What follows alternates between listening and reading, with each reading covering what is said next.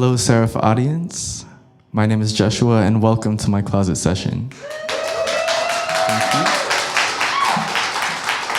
How is everyone doing today? Thank you so much for joining me. Thank you for those of you back on Earth, watching online. Welcome to the Ethers. This is a space where anything goes. You're free to be the highest incarnation of who you were meant to be. I realized on my journey to getting here that it wasn't always easy, obviously. Becoming who you're meant to be and becoming who you are is an ever-changing process. We're always evolving, we're always becoming someone new. And one day when I was in New York, it was 2015, I was going through it, okay? And I realized as I was at a party, looking over the skyline, looking up into the sky, that something was wrong, something was off. There was a reason why I was feeling the way I was. And it really took me to have this moment where it was just me and the stars, to realize man, I'm a part of this world, I'm a part of this universe. And no one tells the stars how to be. No one tells the stars you have to shine whenever this many years. The star's I'm gonna shine for however long I want to. And I'm always shining, even when you can't see it. I'm still shining. And that was my experience. I was not, I couldn't see it, but I knew I was still shining. In that moment, I realized I was this ethereal being, and we all can be free to do that, but it takes work. And this is how I felt. This song that you're about to hear is a representation of how it felt to realize you are an ethereal being. Are y'all an ethereal being? Tell me if you're an ethereal being. And do yourself a favor, look out at the moon tonight.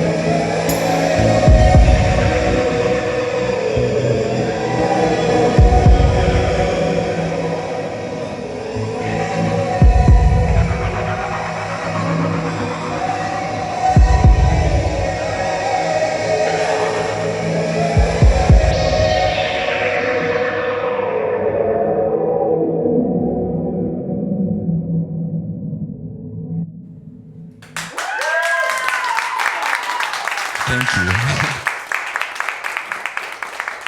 Hi, Joshua. Hi. I was just wondering if you considered yourself a queer artist. That's a great question. I mean, in some senses, I'm a queer person who is an artist, and I primarily make my art out of a place of like deep personal experience. So I would consider myself an artist primarily, and an artist who was placed on this earth to share a message and to relay important things about life and things that I'm experiencing. So would I categorize myself as a queer artist? No. But am I a queer person making art? Absolutely. Thank you. Thank you. So after having that ethereal moment, that's great. I loved it. I was living my best life, but then I had to deal with reality. And reality being, there were people, there were circumstances, there was ideas that I had of myself that I really had to get rid of. I realized that those things had to be completely cut out of my life, be removed from my space in order for me to grow and for me to step into this person that I knew I was supposed to be, but I didn't quite know how. And I think a lot of us struggle with that because we have families, we have society, whatever situation may be around us that doesn't allow us to be the full, authentic version of who we are. And I realized that if I wanted to allow myself to be healthy, allow myself to be in a better mind space, in order for me to grow, I had to decay away those things out of my life and let them rot completely. No like small traces of them being there at all. They had to be gone, eradicated. And I wrote this song, Decay, to talk about that experience.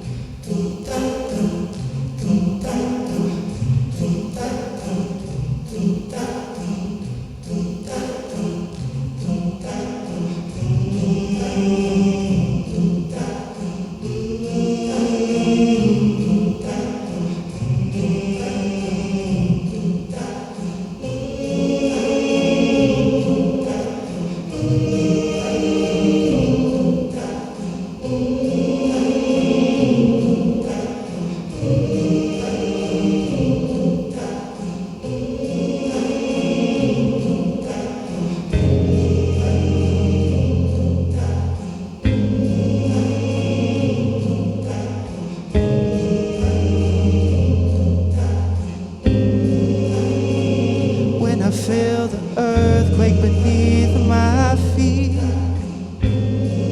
I reach with outstretched arms as the walls close in on me. And I pray the silence takes my breath away, 'cause I can keep this dark at bay. I need to decay.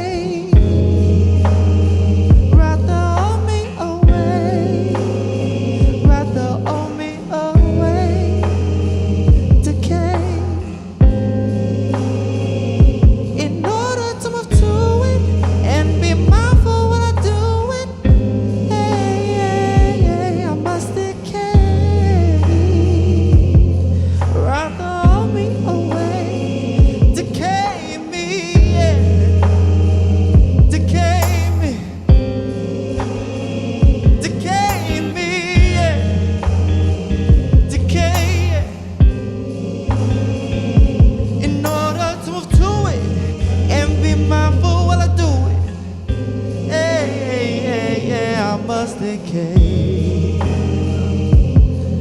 Rather owe me away, decay me. When my sorrows come up from the ground, beat flows to me in an endless round. And comparison shackles my rivers to a frozen bed of doubt. And the stench of failure seems to drown me out.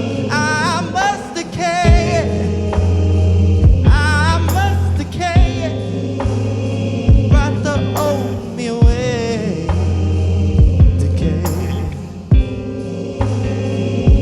In order to move to it and be mindful while I do it. Yeah, yeah, yeah. I must decay. Right the old me away.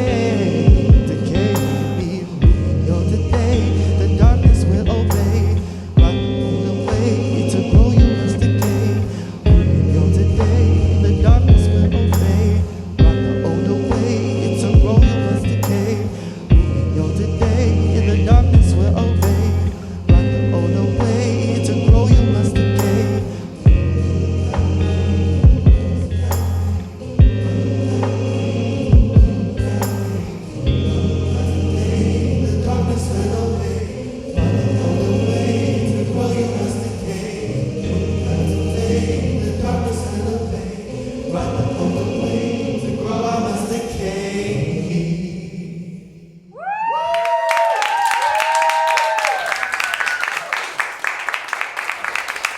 Thank you.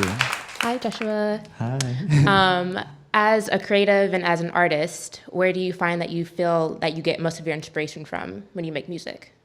I would say that a lot of my inspiration for at least writing comes from my life, my personal experience. And, you know, I really consider myself like a multidisciplinary artist, a storyteller, like someone who really has like a message that they want to convey. So I try to use my personal experience to write. If I'm writing for another artist, I can kind of pull from their personal experience, their story, and kind of try to channel myself into like whatever they're feeling, plug myself in. And as far as like the music part, you just have to like keep doing it. You just have to keep trying to make music, and you set aside time to practice your art, and then the inspiration comes. You know, I read this like one quote that was like, I work only when inspiration strikes, but inspiration strikes every morning at 9 a.m., you know? And it's like creating that practice somewhere to like offer your muse and be like, I'm here, I'm working, I'm ready. So whenever you're ready, you come into this space and I'm gonna do what I need to do. And that's really how I work to be inspired. I love that. Thank you. Thank you.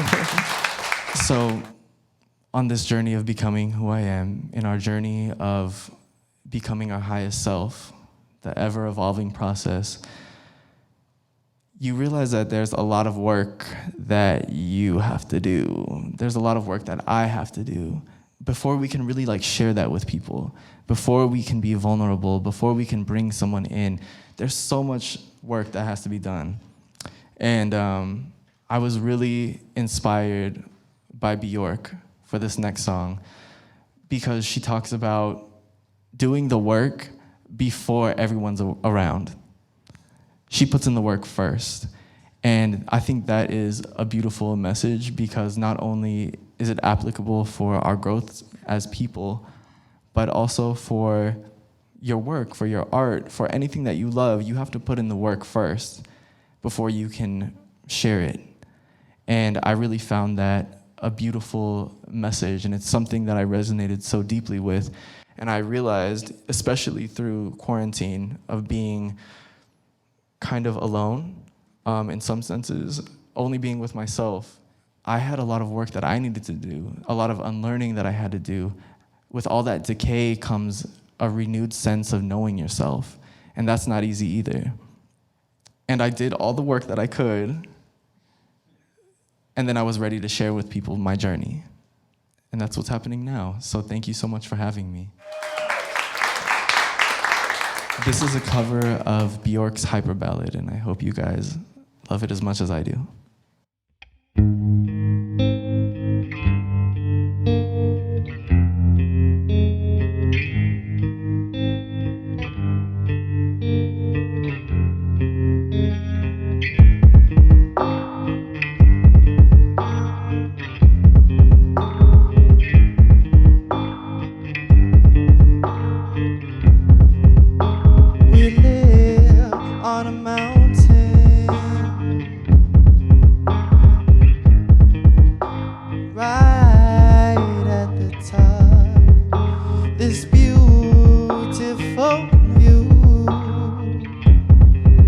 from the top of the mountain. And every morning I walk toward the edge and throw little things off, like car parts, bottles, and cutlery, or whatever I find lying around.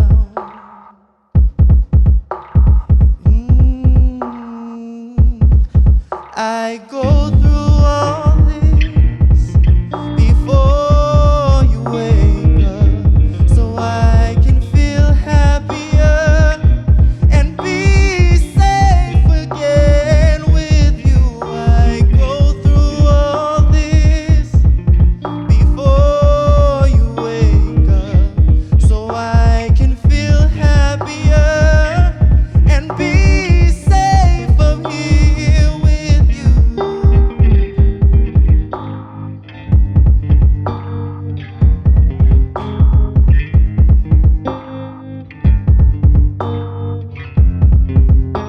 It's early in the morning. No one is awake. I'm back at my cliff, still throwing things off. I listen to the sound they make on their way down and follow with my eyes until they crash, and imagine what my body would sound like,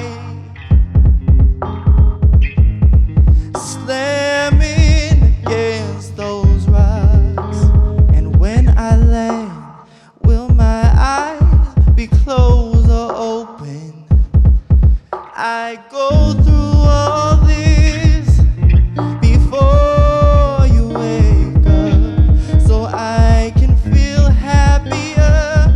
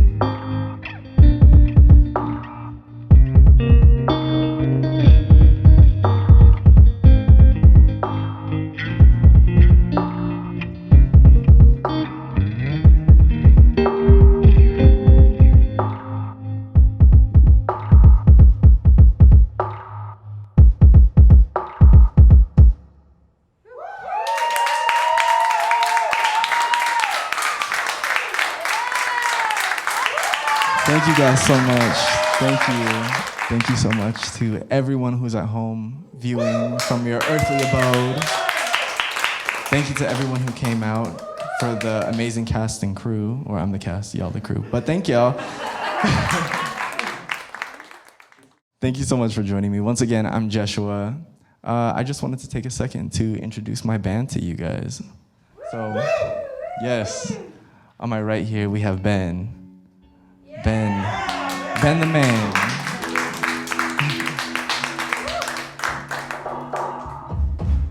On my left, we have the very, very talented Andre. Give it up for Andre.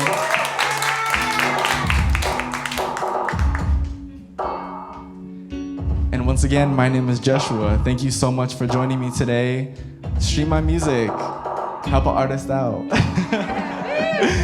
You can stream all my music on any platform where music is streaming. Follow me on Instagram at Jeshua the Slayer. And thank you so much.